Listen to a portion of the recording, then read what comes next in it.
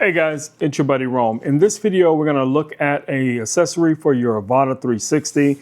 I wanted to start the video off with the case that comes with the Fly More combo.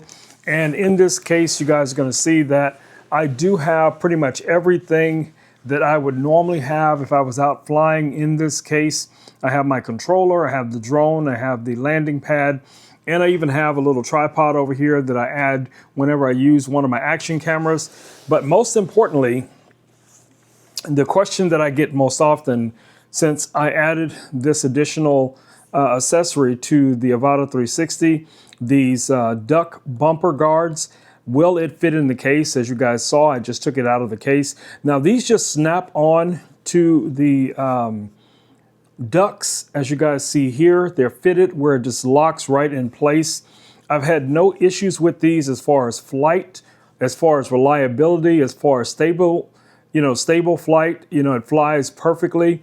I'll even try to show you guys what I mean by that. I mean, there's no wind obviously in here while I'm flying, but you guys get the idea. So if you're looking for something to add additional protection to your drone, this might be exactly what you're looking for. It's not going to break the bank. It is ultra light, and it does not interfere with putting it into your traditional bags, backpacks, whatever it is you normally use to carry your drones. As you guys see, I can just drop this right back into the bag.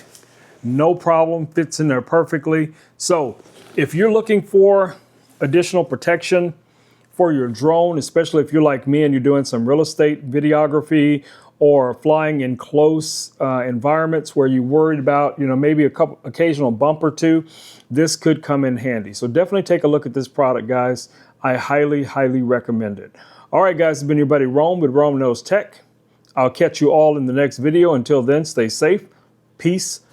I'm out.